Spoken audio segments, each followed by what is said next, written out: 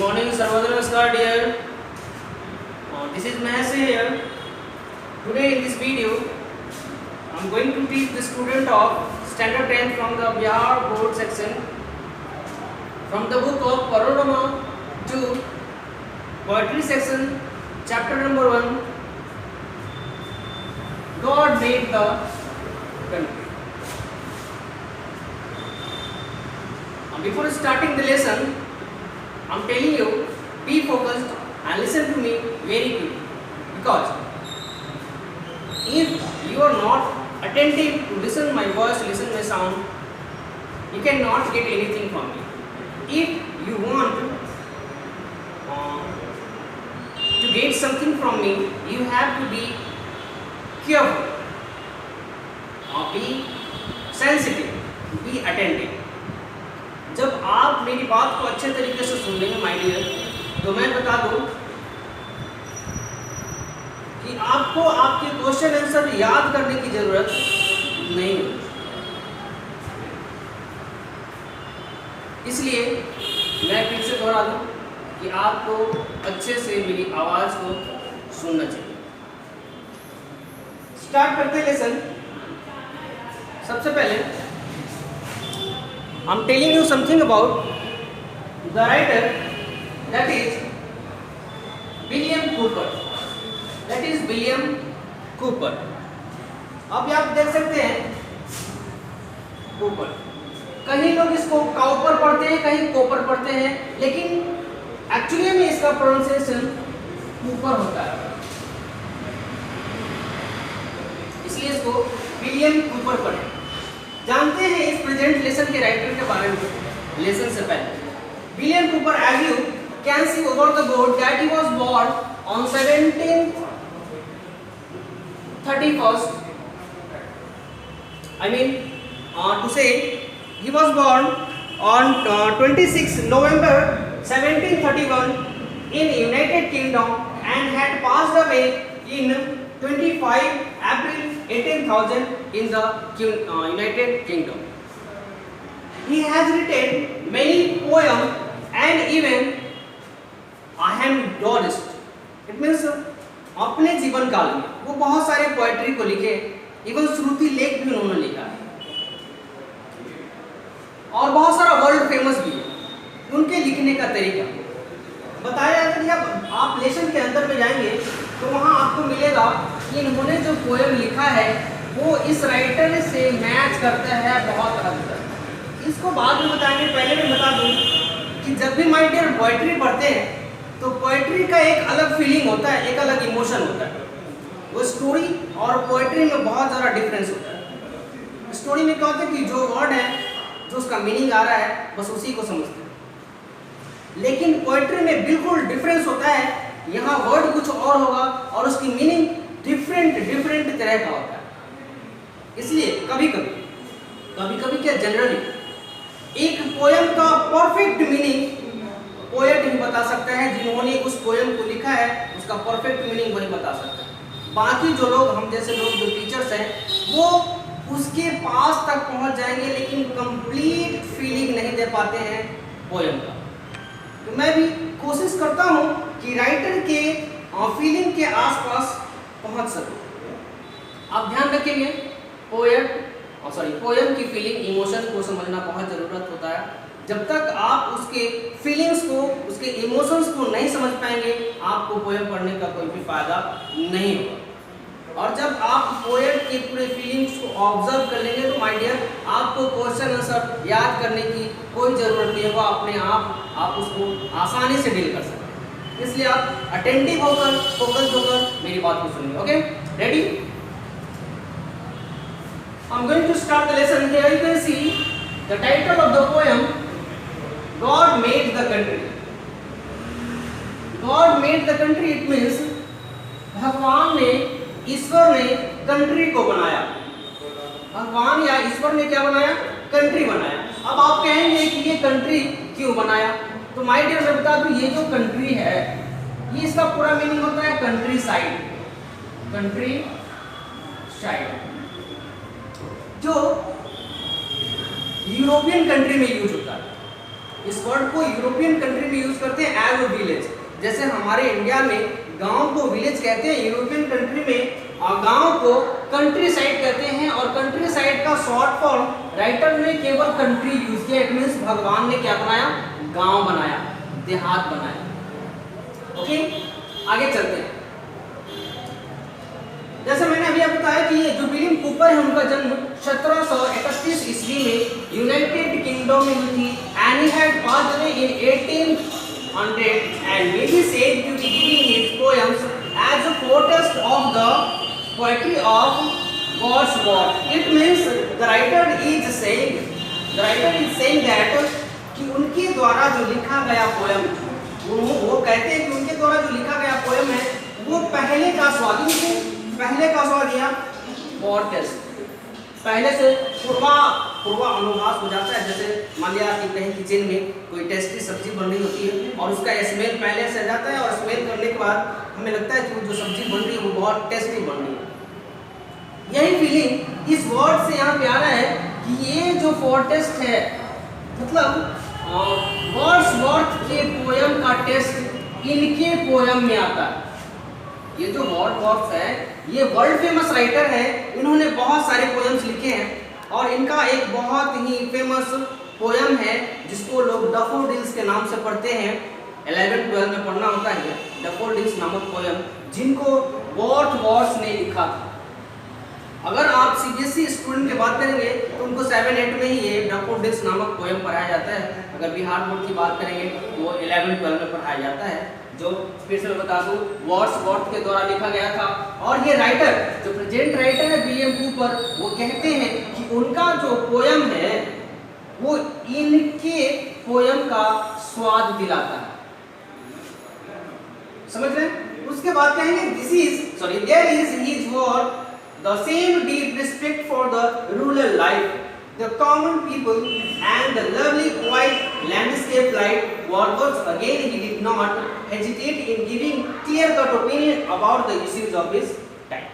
अब ये बताते हैं, ये जो कूपर साहब हैं या फिर वर्ड्सवर्थ साहब हैं, इन दोनों ने मिलकर क्या किया है, नेचुरल सीन को अपना बेस बनाया है, और लगभग उसी पे बेस वो सारा का सारा पोएट्री लिखते हैं। बताते हैं कि वो अपने टाइम में, उनका जब टाइम हुआ करता था तो वो अपने टाइम में बिना किसी हेजिटेशन के अपने मन की बात एडिटर के सामने, लोगों के सामने स्पष्ट कर देते थे। और यही काम ये वर्ड्सवर्थ साहब भी किया करते थे। वो बताते हैं कि he used to respect the rural life, ना, respect for the rural life and even the people and the lovely quiet landscape like Wordsworth. जैसे ये राइटर साहब ग्रामीण जीवन के ऊपर फोकस डालते थे, ये साहब भी ग्रामीण जीवन के ऊपर ज़्यादा फोकस्ड होते हैं, और उनको इस बात से कोई भी हेजिटेशन नहीं होता है, बिना हेजिटेशन का वो अपने ओपिनियन को लोगों के सामने रख देते, उनको कोई भी प्रॉब्लम नहीं होता। आगे चलेंगे माय डियर। तो इस लेसन में पहले मैं इसको फिनिश कर लूं।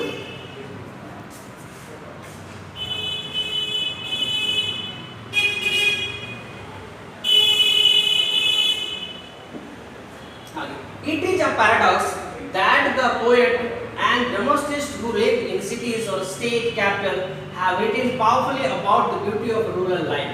कहते हैं कि एक पैराडॉक्स है, ये जो पोएट्री का सेक्शन है कूपर के द्वारा एक पैराडॉक्स है, जिसको एक ड्रामा के रूप में शहरों और शहर में उसके राजधानियों और इवन रूरल लाइफ के ब्यूटी को फोकस किया है। रूरल लाइफ की मतलब ग्रामीण जीवन की ब्यूटी को फोकस किया है। इट मीन्स उन्होंने क्या किया, शहर में रहने के बाद भी, एक्चुअली वो यूनाइटेड स्टेट में जन्म लिए हैं और एक बहुत बड़े शहर में रहा करते थे। शहर में रहने के बाद भी उन्होंने ग्रामीण जीवन को सर्वोपरि माना है, ग्रामीण जीवन पे हमेशा फोकस किया है, और यहाँ भी आप वही पढ़ें कि the simplicity of the common village engaged in humble profession, the abundance of natural life in the flora and the fauna and the peacefully living there together make have always inspire poet to write on the life in the countryside. बताते हैं कि the simplicity of the common villager, मतलब एक आम नागरिक जो गांव में रहते हैं उनका जीवन कूपर साहब को बहुत प्रभावित करता है और इसीलिए वो हमेशा अपने पोएट्री को नेचुरल साइड से या विलेज साइड से लिखते हैं। उनको ये बात बहुत इंस्पायर करता है। That is why he used to write about the life of country side, village side के बारे में हमेशा लिखना चाहते हैं। Even after Cowper's poem is classified example of this kind of writing. The first line of the poem, God made the country and man made the town, truly sums up the creation of the countryside and the evolution of town. तो बताते हैं कि coopers के जो poem है वो क्या classify करता है। The example, the comparison between a town's life and a village life.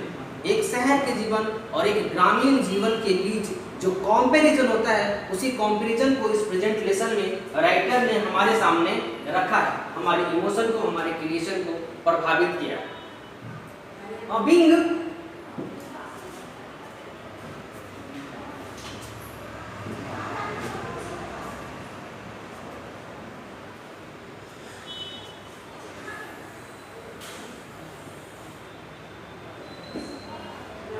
Being created in natural way, village poses a perfection that towns and cities can never have. Addressing the town dwellers, the poet throws light on the virtues of the rural life and exhorts them to escape from the artificial luxury and comfort to the simple but enduring pleasure of the village. अब ये बताते हैं कि जो present lesson है उसका पहला line ये है, God made the country and man made the town. और इसमें परफेक्टली वो जो क्रिएशन किए हैं कंट्री साइड का, जो इवोल्यूशन उन्होंने दिया है उसमें शहर और गांव को एड्रेस किया है, शहर और गांव को एड्रेस किया है और शहर वालों को बताया, शहर वाले को ये बताया if you are living a luxurious life, जो आप आर्टिफिशियल लग्जरियस लाइफ जीते हैं वो एक्चुअली में आपका लग्जरियस लाइफ नहीं है। लग्जरियस लाइफ हमारे गांववासी विलेजर जीते हैं, ये बताते हैं but enduring the pleasure of village, आप ग्रामीण जीवन के खुशी से, खजाने से वंचित हैं। आपको भले ही शहर में एसी, कार, ब्ला ब्ला ब्ला सारा सुख सुविधा उत्पन्न है, मौजूद है, लेकिन आप एक्चुअली में ग्रामीण जीवन के आनंद को कभी भी प्राप्त नहीं कर सकते। इसके बाद आपको लाइन बाय लाइन पोएम पढ़ना है, लेकिन माय डियर फिर पोएम में जाने से पहले मेरे बात आप फिर से सुनेंगे, थोड़ा सा लेक्चर है। मैं बता दूं कि अगर आप किसी गांव से बिलोंग करते हैं तो ये पोएम आपको इमोशनल बनाना है, आपको अपने गांव का याद आ जाएगा। लेकिन अगर आप गांव से बिलोंग नहीं करते हैं तो आप सोचने पे मजबूर हो जाएंगे कि वाकई में जो राइटर ने इस पोएम में फीलिंग दिया है वो कितना इमोशनल बनाता है। आपको अगर गांव से बिलोंग नहीं करते हैं तो आपको भी गांव की याद आएगा और फिर आप सोचने लगेंगे कि हमें भी एक बार गांव जाना चाहिए, देखना चाहिए। बी फोकस, आगे चलें।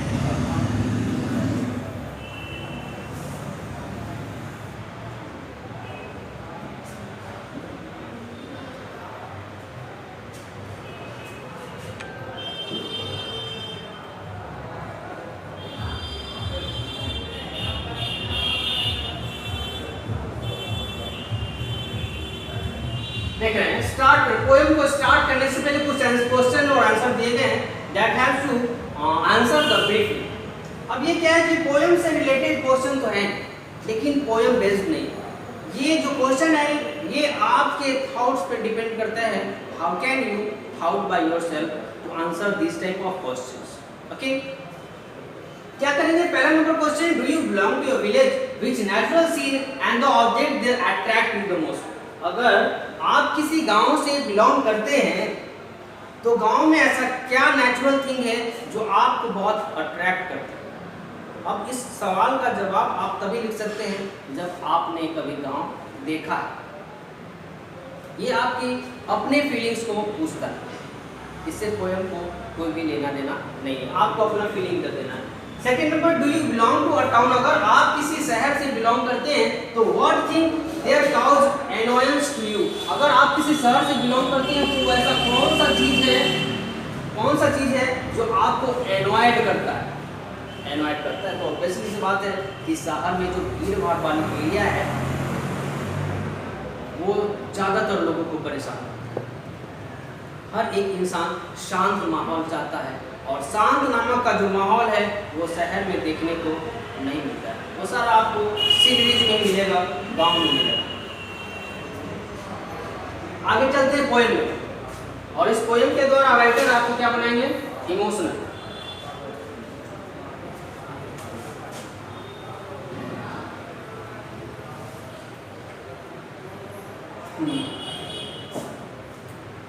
God made the country. अभी अभी आपको थोड़ा देर पहले बताया था कंट्री का मीनिंग, आपको दोबारा बताने की जरूरत नहीं। भगवान ने क्या बनाया? गांव बनाया, देहात बनाया। The first line of the poem, there are 4 stanza in the poem. 4 stanza मतलब एक स्टोरी जब लिखते हैं उसका एक पैराग्राफ होता है, लेकिन एक पोएट्री का पैराग्राफ नहीं, एक स्टैंजा होता है, 4-5 लाइन का एक पैराग्राफ होता है। उसी पैराग्राफ को स्टैंजा कहते हैं पोएट्री सेक्शन। अब इस चारों स्टैंजा को अलग अलग तरीके से पढ़ें, जिसमें सबसे पहला जो स्टैंजा है उसमें राइटर ने क्या किया? गांव की क्वालिटी को हमारे सामने रखा। इस स्टैंजा में उसने क्या किया? गांव की क्वालिटी को हमारे सामने रखा है। उन्होंने पहले लाइन में बताया, God made the country and man made the town. ईश्वर ने गांव बनाया और इंसान ने शहर बनाया। इसका क्या फीलिंग आता है कि गांव में जब आप जाते हैं तो वहाँ जिधर भी हमारी नज़र जाती है उधर सारा का सारा जो क्रिएशन हमें नज़र आता है वो मैन मेड नहीं, गॉड मेड होता है। पेड़ पौधे ब्ला ब्ला जितना भी घर भी अगर आप देखते हैं झोपड़ी का होता है, और झोपड़ी जो मटेरियल यूज़ किया जाता है वो भी नेचुरल है। लेकिन आजकल जो मॉडर्न हमारा समय बदल रहा है उसमें गाँव में भी आपको पक्के मकान नज़र आते हैं। उसके अलावा जिधर भी आप देखेंगे आपको सारा का सारा नेचुरल थिंग्स ही नज़र आएगा। इसलिए राइटर ने कहा कि गांव को क्या किसने बनाया? रुक जाइए, रिकॉर्डिंग रुक जाइए। मैं बता रहा था गांव और शहर की quality according to the words of the writer. दूसरी लाइन में कह रहे हैं कि what wonders then that health and virtue gift that can be alone make sweet the bitter drought. अब कह रहे हैं कि भगवान ने जो गांव बनाया और इंसान ने जो शहर बनाया उसमें आश्चर्य की कोई बात नहीं है। आश्चर्य की कोई बात नहीं है कि गांव में क्या मिलता है? हेल्थ, और क्या मिलता है? वर्च्यू। हेल्थ मतलब आप समझ रहे हैं, और वर्च्यू मतलब अगर आपको कोई प्रॉब्लम है तो मैं बताता हूँ। वर्च्यू मतलब गांव में क्या मिलता है?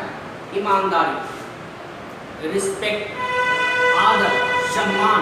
ये सब एक शहर में जब लोग चले जाते हैं किसी के पास, तो मैं अगर किसी अपने रिलेटिव के यहाँ गया तो पता नहीं कैसा बिहेव करें, लेकिन माय डियर जब गांव में कोई रिश्तेदार किसी के पास पहुंच जाता है तो वो अपने रिश्तेदार को किसी भगवान से कम नहीं मानता, उसका बहुत इज्जत बहुत सत्कार करता है। और यही सारा गुण, यही सारा क्वालिटी हमें गांव में मिलता है, शहरों में नहीं मिलता है। ये जो दोनों गिफ्ट है ये हमें मिला है by the God in the village that can B loan make sweet the bitter drought. वो क्या करता है? ये जो हेल्थ और वर्च्यू हमें गांव में मिलता है वो हमारे बिटर ड्राउट को स्वीट बना देता है। बिटर ड्राउट मतलब हमारे पास कभी कभी कोई मुश्किल आ जाता है और उस मुश्किलों का सामना करना हमारे लिए मुश्किल हो जाता है, तब क्या करते हैं? जो हमारा नेचुरल गिफ्ट है वो हमारी उस मुश्किल परेशानी को स्वीटनेस में बदल जाता है, स्वीटनेस में बदल देता है और हमारे उस बिटर ड्राउट को आसानी से झेलने में मदद मिलती है। And that is why the life hold out to all and should most around at least the children in the field and grows। अब ये कह रहे हैं कि जो हमारा लाइफ है that is hold out to all and should most wanted and least the children and the field of grows। ये जो गांव में फील्ड और ग्रोव्स मिलता है, फील्ड आप समझ रहे हैं और ग्रोव्स भी आई थिंक समझ रहे हो कि गांव में पेड़ पौधे झुरमुट जो होते हैं उसी को ग्रोव कहते हैं। और ये जब उस वहाँ पे मिलता है तो हमारे दुख को कम करता है। ये क्या करता है? हरियाली, नेचुरल सीन्स को देखकर जो हमारे अंदर थोड़ा सा भी कहीं से भी हेजिटेशन होती है उसको कम करता है। नेचुरल सीन बोले। पोजेज, अब ये जो वर्ड है आपको यहाँ पे दिख रहा होगा, ये यूनाइटेड स्टेट का पुराना इंग्लिश है, पुराना इंग्लिश एंशिएंट इंग्लिश, जिसको हम इंडिया में यू पढ़ते हैं। ये यू है एक्चुअली, आप इसको यू ही पढ़ेंगे। Possess you therefore you who walk about in chariots and sedan no to fatigue। अब ये कह रहा है कि जो पहला पैराग्राफ आपने ग्रामीण जीवन के बारे में पढ़ लिया है, और इसके बाद जो दूसरा स्टैंजा है वो आप शहरी जीवन के बारे में पढ़ेंगे। और इसमें कह रहा है कि आप, ये जो है आप, वो अधिकार है, उसको अधिकार है जन्म लेते ही उसको हर एक तरह की सुविधा और लग्जरियस लाइफ मिलता है। शहर में लोग जैसे ही जन्म लेते हैं उनका जीवन लग्जरियस होता है। लग्जरियस होने से मतलब राइटर यहाँ कहते हैं कि उनको क्या मिलता है, चैरियट्स और सेडान। इट मीन्स, इसका मतलब होता है पालकी। पालकी कह लें, जो पुराने ज़माने में दुल्हा दुल्हन को ले जाने लाने के लिए पालकी का यूज करते थे वो। और इसका भी मतलब सेडान मतलब भी वही होता है। मतलब राइटर अगर मॉडर्न बात करे, मॉडर्न बात तो कार हम कह सकते हैं कि शहर में आजकल तो पालकी और ये वगैरह है नहीं। और इसी को राइटर ने इस पोयम में एक कार की संधि दी है, कार की संज्ञा दी है कि शहरों में लोग जन्म लेते ही कार से जाते हैं, मोटर कार से जाते हैं, मोटर बाइक से जाते हैं, कहीं भी जाना हो तो आसानी से चले जाते हैं। लेकिन हमारे गांव में आज भी लोग पैदल ही बहुत दूर दूर का सफ़र तय कर जाते हैं। इसलिए कहते हैं कि शहर में रहने वाले लोगों का जो जीवन है वो क्या है, आसान है। वो कह रहे हैं कि नो फॉर दिस।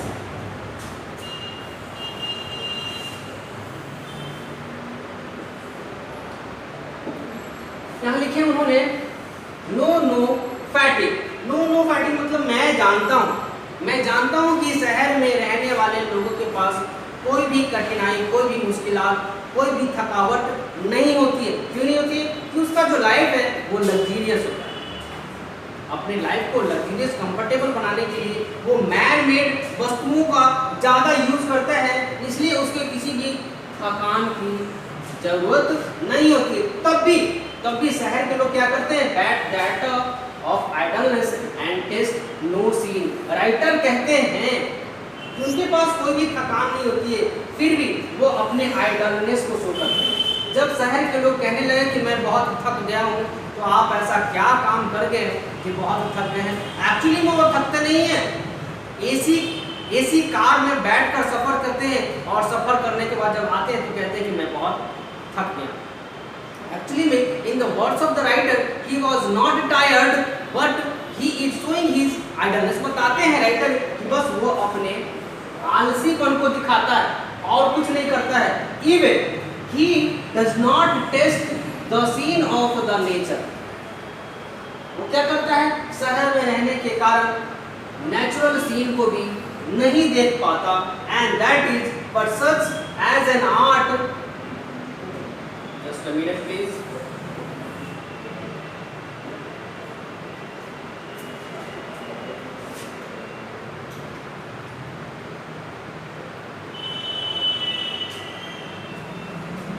ओके, आगे चलेंगे। इसमें कहाँ था मैं? But such as art contrives poses ये till your elements there only can they shine। अब ये यहाँ भी जो ये है, आप इसको भी यू कह सकते हैं। अब ये कह रहे हैं कि बट जो आपका कंट्राइव्स है, आपका जो अधिकार है, आपका जो पोजीशन है, वो अभी तक आपके अंदर है। वो सारा एलिमेंट्स आपके अंदर है जो गांव में रहने वाले इंसान के पास होता है। वो सारा एलिमेंट्स शहर के अंदर रहने वाले इंसान के पास भी होता है, बट वो क्या करता है, उस एलिमेंट्स का यूज नहीं करता। गांव वाले अपने अंदर क्वालिटी का, अपने अंदर पाए जाने वाले एलिमेंट्स का यूज करता है और काम करके थकता है। लेकिन आपके पास वो सारा एलिमेंट होने के बाद भी आप उसका यूज नहीं करते हैं, और क्या करते हैं, they are only can be shine. जब आप उस एलिमेंट का यूज करेंगे तभी आप चमक सकते हैं।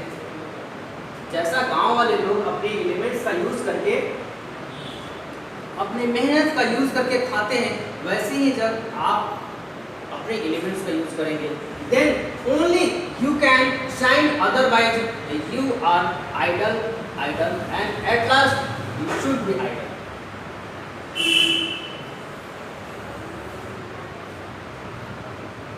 आगे चलेंगे। There only minds like yours can do no harm. Our groves were planted. यहाँ तक ये जो आपने पढ़ा, ये शहरी जीवन के बारे में पढ़ लिया। इस लाइन को मैं फिर से बता दूं, There only minds like yours can do no harm. अब कह रहे हैं कि जो शहर वाले लोग के पास दिमाग होता है, वही दिमाग गांव वाले के पास होता है, लेकिन दोनों के यूजेस में डिफरेंस होता है। जो जितना उसका यूज करता है वो उतना इंटेलिजेंट होता है। ऐसा हमारे टीचर भी कहा करते थे, और आज जो आपके भी टीचर कहते होंगे कि आपको अपने दिमाग का इंटेलिजेंट यूज करना चाहिए। जितना ही ज़्यादा इसका यूज करेंगे उतना ज़्यादा इम्पैक्ट, इंटेलिजेंस आपके ऊपर हावी होगा। और राइटर भी सेम बात कह रहे हैं कि if there is only mind like yours can do no harm. अगर आप अपने दिमाग का सही से इस्तेमाल करेंगे तो आपको किसी भी तरह का कोई हानि नहीं पहुंचेगा। इसके बाद तीसरे पैराग्राफ में माय डियर आपको फिर से गांव का जीवन पढ़ना है। फिर से गांव के जीवन में आएंगे और यहाँ लिखा है, our groves were planted to console at noon. The pensive wonder in their shades. अब ये जो लाइन है आप अच्छे से ऑब्जर्व करेंगे। कहते हैं कि हमारा जो ग्रोव है, जो हमारे गांव में पेड़ पौधे झुरमुट पाए जाते हैं, उसे प्लांट किया जाता है किस लिए?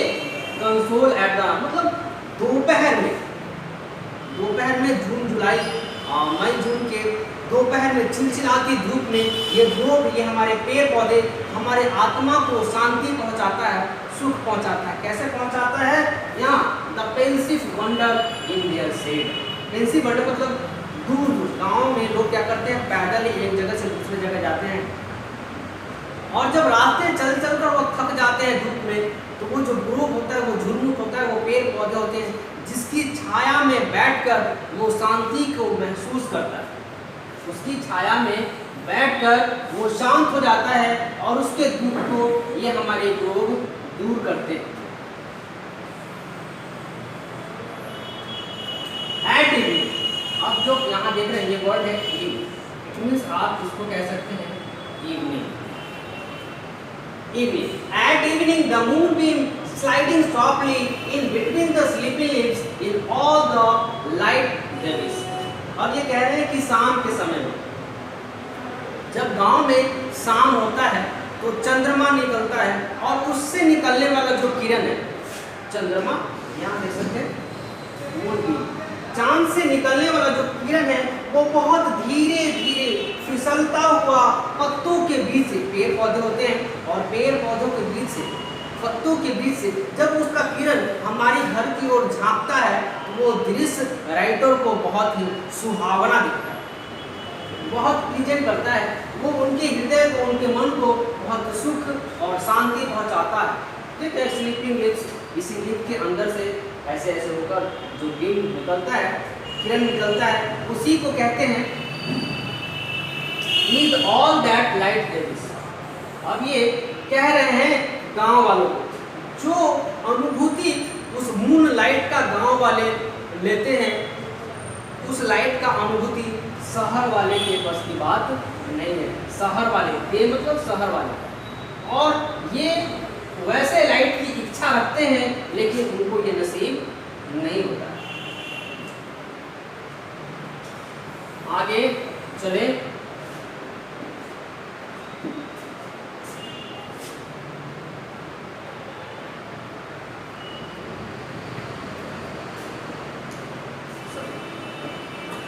आगे यहां से birds battling at all the music, we can spare the splendor of your lamps, and they but eclipse our softer satellite। अब यहाँ तक जो लाइन है इसमें राइटर कह रहे हैं कि जो गाने वाली चिड़िया है, मतलब हमारे गांव में इंटरटेनमेंट का साधन बहुत कम है, बहुत रेयर है। और एंटरटेनमेंट के सोर्स और प्रूफ में क्या होता है कि हमारे गांव में पेड़ पौधों पर जो पक्षी चहचहाते हैं, चिरपिंग करते हैं, उसी की चहचहाहट को सुनकर हम गांव वाले अपने मन को शांत करते हैं, अपने आप को एंटरटेन करते हैं। लेकिन शहर वाले इसके अपोजिट क्या करते हैं, अपने घर में डीजे लगाते हैं, अपने घर में और क्या बोलते हैं उसको, होम थिएटर लगाते हैं, इवन कान में क्या लगाते हैं, हेडफोन लगाते हैं और फिर गाना सुनते हैं full volume.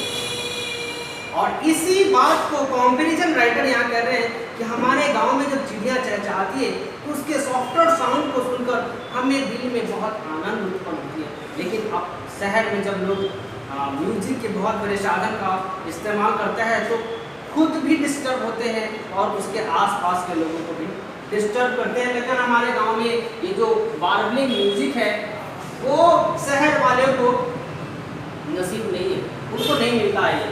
We can spare our splendour of your lamps. अब कह रहे हैं कि हम ये जो गांव वाले हैं, भी गांव वाले को डिनोट किया गया है यहाँ, ये गांव वाले हैं, वो कहते हैं कि मैं आपके स्प्लेंडर लैंप्स को, जो आप अपने घरों में स्प्लेंडर लैंप जलाते हैं, स्प्लेंडर मतलब शहर में ट्यूब लाइट जलाते हैं, बल्ब जलाते हैं और पता नहीं क्या क्या जलाते हैं रोशनी फैलाने के लिए, उसी को स्प्लेंडर लाइट कह रहे हैं। और कह रहे हैं कि ये जो आपका स्प्लेंडर लाइट है वो हमारे सॉफ्ट सैटेलाइट को प्रभावित करता है। मतलब ये सॉफ्ट जो सॉफ्टवेयर सैटेलाइट है इसको आप मून कह सकते हैं। यह हमारे मून को क्या करता है, ग्रहण लगा देता है। ग्रहण लगाना मतलब ये कि आप शहर में जब आपको बल्ब और ट्यूबलाइट की लाइट मिलती है तो आपको मून लाइट की जो उपस्थिति है वो बहुत कम नजर आता है और उस मून लाइट को आप इम्पोर्टेंस नहीं देते। मतलब शहर वाले मून लाइट को इम्पोर्टेंस नहीं देते हैं instead of bulb and tube light. इसीलिए राइटर कह रहे हैं कि आप उस सॉफ्ट सैटेलाइट को, उस मून को क्या करते हैं, ग्रहण लगा देते हैं, उससे आपको कोई मतलब नहीं। देन आफ्टर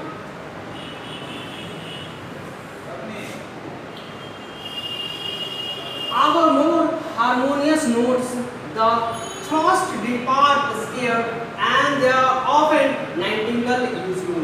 इस लास्ट पैराग्राफ में, लास्ट स्टेंजा में राइटर कह रहे हैं कि जो हमारा हारमोनियस नोट्स है, हारमोनियस नोट्स मतलब जो हमारे गांव में चहचहाने वाली, गाने वाली जो चिड़ियाँ होती है वो क्या हो गया है, थ्रस्ट हो गया है। थ्रस्ट मतलब ये, इसको आप बर्ड्स कह सकते हैं, बर्ड्स।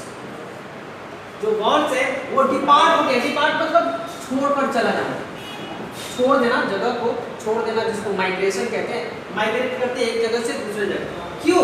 चिड़ियाँ शहर से गांव की ओर माइग्रेट करते हैं। शहर में लोग डीजे बजाते हैं, साउंड पॉल्यूशन बहुत होता है और जब साउंड पॉल्यूशन होता है माइग्रेट, तो ये छोटे छोटे पक्षियों को ये आवाज़ बहुत नुकसान पहुंचाता है और इसलिए वो शहर छोड़कर गांव की तरफ चले जाते हैं। और यही राइटर कह रहे हैं कि ये जो बर्ड्स हैं वो डिपार्ट करता है, डर जाते हैं, स्केयर्ड हो जाते हैं एंड देन आफ्टर ऑफन जो नाइटिंगेल होती है, गाने वाली चिड़ियाँ, वो म्यूट हो जाती है, चुप हो जाती है, शांत हो जाती है।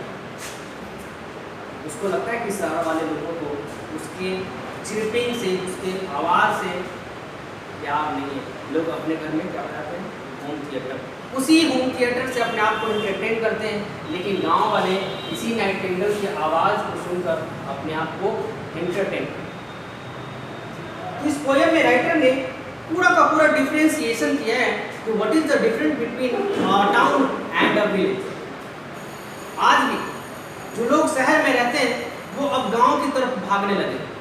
कहते हैं कि गांव में बहुत सारा पॉल्यूशन हो गया, बहुत ज़्यादा पॉल्यूशन हो गया और इस पॉल्यूशन की वजह से आम जो सिटीजन है वो बीमार पड़ रहे हैं और वो अपना रुख गांव की तरफ करने लगे कि वहाँ की जो वातावरण है वो बहुत शुद्ध है, वहाँ का जो एयर है बहुत शुद्ध है। कि गांव का ऐसा देहाती कहावत है कि गांव का हवा और शहर का दवा दोनों बराबर है। शहर का दवा खाइए और गांव का हवा खाइए, आप स्वस्थ रहें। इसलिए माय डियर, मैंने कल भी आपको बताया था कि शहर में रहकर भी आप अपने आसपास पेड़ पौधों का रोपण करें, जिससे आने वाले समय में आपको एक अच्छे ऑक्सीजन के लिए पीठ पर ऑक्सीजन सिलेंडर टांगने की जरूरत नहीं होगी। मुझे आशा है कि आप इस लेसन को अच्छे से समझ गए हों। फिर भी इसके आगे कुछ क्वेश्चन आंसर होंगे, मैं उसको जरा डील कर दूँ, आपको कैसे वो डील करना है। Listen very carefully.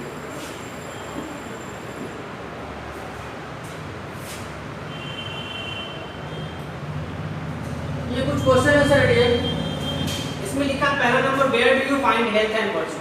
अभी आपने फर्स्ट पैराग्राफ में पढ़ा था कि हेल्थ और वर्च्यू कहाँ पाया जाता है। बहुत आसान, कंट्री साइड लिख सकते हैं या विलेज लिख सकते हैं। दूसरा, where do you find field and crops. पहले ही पैराग्राफ में आपने पढ़ा था कि फील्ड और क्रॉप्स कहाँ पाए जाते हैं, ऑब्वियसली कंट्री साइड में या विलेज में। तीसरा नंबर क्वेश्चन है, what is the source of light in village in the evening. गांव में शाम के समय में सोर्स ऑफ लाइट क्या होता है, बल्ब जलाते हैं। आजकल मॉडर्न गांव में बल्ब हो गया है, नो डाउट, लेकिन जब राइटर ने इस पोएम को लिखा होगा, उनका जन्म हुआ था 1731 में। उस पुराने जमाने में बल्ब तो नहीं रहा होगा, ऑब्वियसली वहाँ के लोग मून लाइट का इस्तेमाल करते होंगे इवनिंग में। आप यहाँ पे क्या करेंगे, मून लाइट लिखेंगे। Fourth number question, Why is the nightingale mute in night? अब ये कह रहे हैं कि नाइटिंगल जो शहर में है वो म्यूट क्यों है, म्यूट क्यों है? कि वो शहर में जो उसको नॉइज पॉल्यूशन मिलता है उसी से वो डरा सहमा है और उससे अपने आप को म्यूट रखता है, अपने आप को शांत रखता है। इसके आगे भी कुछ है क्वेश्चन आंसर जो मैं आपको फिर से बता दूं। लॉन्ग टाइप क्वेश्चन है,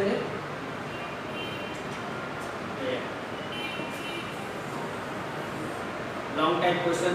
अब लॉन्ग टाइप क्वेश्चन का आंसर देने के लिए मैंने पहले ही आपको बताया था इस वीडियो को स्टार्ट करने के टाइम ही कि आपको इस क्वेश्चन आई मीन पोएट्री के सवाल का जवाब देने के लिए आपको कंप्लीटली पोएम के फीलिंग्स को, इमोशंस को समझना पड़ेगा।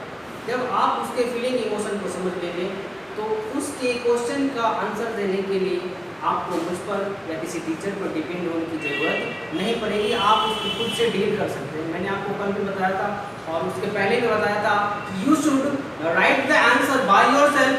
गलत हो सही हो नो मैटर, लेकिन आपको आंसर खुद से ही लिखना चाहिए। फिर से यहाँ देखते हैं क्वेश्चन क्या है। क्वेश्चन नंबर यहाँ, why does the poet believe that God made country. अब ये कह रहे हैं कि राइटर को ये बात क्यों बिलीव है, क्यों विश्वास है कि गांव को भगवान ने बनाया। क्यों बनाया? क्योंकि जब गांव में जाते हैं तो उधर जिधर भी देखते हैं उधर सारा का सारा जो भी हमारे आंखों को दिखता है वो सारा भगवान के द्वारा बनाया गया है ना। और जब शहर में देखते हैं तो जितने भी नजर आते हैं हमारे आसपास वो सारा का सारा इंसान के द्वारा बनाया है ना। यही बात है। दूसरे नंबर क्वेश्चन में, why does the poet believe that man made the town. इंसान ने शहर बनाया, इस बात का विश्वास राइटर को क्यों है? क्योंकि जिधर भी देखिए ये बोर्ड ही देख लीजिए आप, इस बोर्ड को भगवान ने बनाया नहीं, इंसान ने बनाया। इसको भगवान ने बनाया नहीं, इंसान ने बनाया, राइट। बिजली, ये बल्ब, ये फैन, ये छत, ये दीवार, जितने भी आसपास हमारे नजर आते हैं वो सारे के सारे इंसान ने बनाए हैं। और इसीलिए राइटर कहते हैं कि टाउन को इंसान ने बनाया, भगवान ने नहीं। आप उसको अपने लैंग्वेज में एक अच्छे कॉम्बिनेशन से आंसर लिखेंगे, ठीक। Third number question, why is life bitter. आप बताते हैं कि लाइफ क्यों बिटर है। लाइफ क्यों बिटर है? होता है जब हम शहर में रहते हैं या गांव में रहते हैं तो एक जगह रहते रहते कभी कभी इंसान आपस में एक दूसरे से लड़ बैठते हैं, झगड़ बैठते हैं किसी भी कारण की वजह से, और तब हमारा लाइफ बिटर हो जाता है। लेकिन अंतर क्या है शहर और गांव में? जब शहर में एक दूसरे से झगड़ा कर लेते तो एक दूसरे से बात विचार करना भी बंद कर देते हैं, लेकिन गांव में आज लड़ लिया और कल फिर से भाईचारा, और फिर से भाईचारा हो जाता है। इसीलिए बताया जाता है कि हमारा लाइफ बिटर के दूसरों की प्रगति को, दूसरों की उन्नति को देखकर जब हम जलने लगते हैं तभी हमारा लाइफ करवा बन जाता है, करवाहट बन जाता है। समझ रहे? What can make our life sweet? हमारे लाइफ को स्वीट कौन बनाता है? आपने पहले पैराग्राफ में पढ़ा था, health and virtue. Health and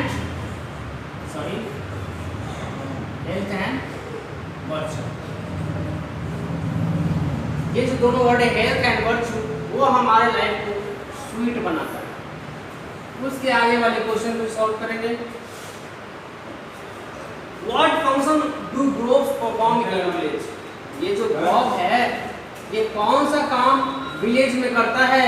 idea याद होगा आपको लाइन, पेंसिव वंडर को छाया देता है। जो थके हारे रास्ते से जाते रहते हैं उन राहगीरों को अपनी छाया में बैठाकर उनको सुकून पहुंचाते हैं। याद है ना? आप उसको अच्छे से लिखेंगे। What are the birds scared of? अभी कह रहे हैं कि जो पक्षी शहर में पाए जाते हैं वो क्यों डरे रहते हैं, इस बात का एक्सप्लेनेशन कीजिए। नॉइज पॉल्यूशन के कारण जो हमारे पक्षी हैं वो शहर में डरे सहमे रहते हैं और अपने आप को म्यूट करते हैं। जो आपको भी बात सुनाई दे रहा हो, बहुत डिस्टर्ब करते हैं, इंसान को डिस्टर्ब करते हैं। ये छोटे छोटे पक्षी हैं, इनको भी डिस्टर्ब करते हैं और इसलिए वो बहुत डरे सहमे रहते हैं। अब जो आपका क्वेश्चन है नेक्स्ट में वो है ग्रुप डिस्कशन। ग्रुप डिस्कशन बात समझ रहे हैं, जब 4-5 ग्रुप हो हमारे बीच, स्टूडेंट के बीच, तब आपस में लोग एक दूसरे से सवाल जवाब करते हैं। That is called group discussion. ये आंसर आपको डिस्कशन के रूप में लिखना होगा।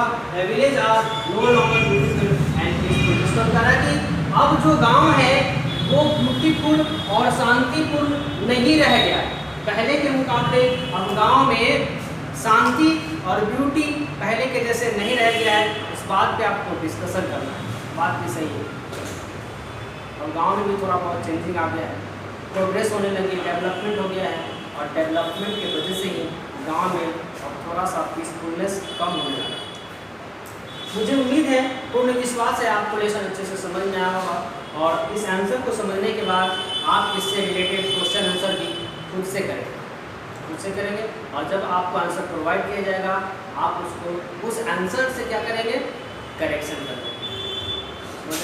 कोशिश कामयाब होता है, फिर से मैं बता दूँ। गुड बाय, मिलते हैं अगले वीडियो में। सुरक्षित रहिए, सेफ रहिए। Good bye.